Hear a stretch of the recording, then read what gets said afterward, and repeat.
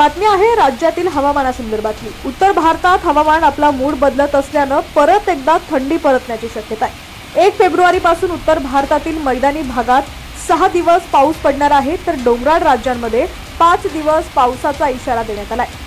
बातमी सविस्तर पाहूया। त्याआधी तुम्ही HPN मराठी न्यूज चॅनल पहिल्यांदाच पाहत असाल आणि अजूनही चॅनलला सबस्क्राइब केलं नसेल तर नक्की सबस्क्राइब करा, जेणेकरून आमचे अपडेट्स लवकरात लवकर तुमच्यापर्यंत पोहोचतील।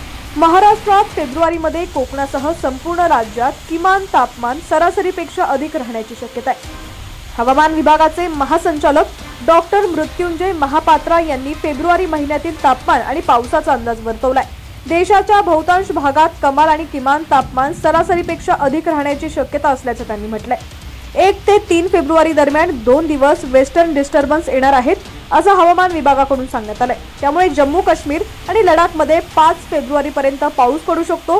हिमाचल प्रदेश आणि उत्तराखंडमध्ये 1 फेब्रुवारी ते 5 फेब्रुवारी दरम्यान पाऊस होण्याची शक्यता आहे, तर हरियाणा आणि पंजाबमध्येही पावसाचा अंदाज वर्तवण्यात आलाय। उत्तर प्रदेश, राजस्थानमध्ये 3 ते 5 फेब्रुवारी दरम्यान पाऊस होईल असा इशारा देण्यात आलाय। तर दक्षिण भारताच्या राज्यातही तामिळनाडू, कराईकल, केरळमध्ये 2 फेब्रुवारीपर्यंत पाऊस होईल असा अंदाज आहे। आजपासून अर्थात 1 फेब्रुवारीला पंजाब, हरियाणा आणि चंदीगडमध्ये हलक्या पावसाची शक्यता आहे। 3 ते 5 फेब्रुवारी दरम्यान पंजाब, हरियाणा, चंदीगड, पश्चिम उत्तर प्रदेशमध्ये पावसाची शक्यता आहे। या भागांमध्ये 3, 5 आणि 6 तारखेदरम्यान पाऊस आणि बर्फवृष्टीचा इशारा देण्यात आलाय। दिल्लीत 2 फेब्रुवारीपर्यंत हवामान ठीक राहील, पण 3 फेब्रुवारीला पाऊस पडू शकतो असा अंदाज आहे। तर वर्तवलेल्या अंदाजानुसार महाराष्ट्रातील अनेक भागात सातत्यानं ढगाळ हवामान दिसतंय, त्यामुळे थंडी कमी होत आहे।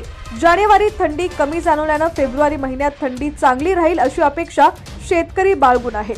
हवामान विभागानं दिलेल्या माहितीनुसार उत्तर प्रदेश, बिहार, पश्चिम बंगाल, सिक्कीम, ओडिशा, आसाम, मेघालय, नागालँड, मणिपूर, मिझोराम आणि त्रिपुरामध्ये 2 फेब्रुवारीपर्यंत दाट धुकं कायम राहू शकतं। या ठिकाणी सकाळी आणि रात्री धुके असतं।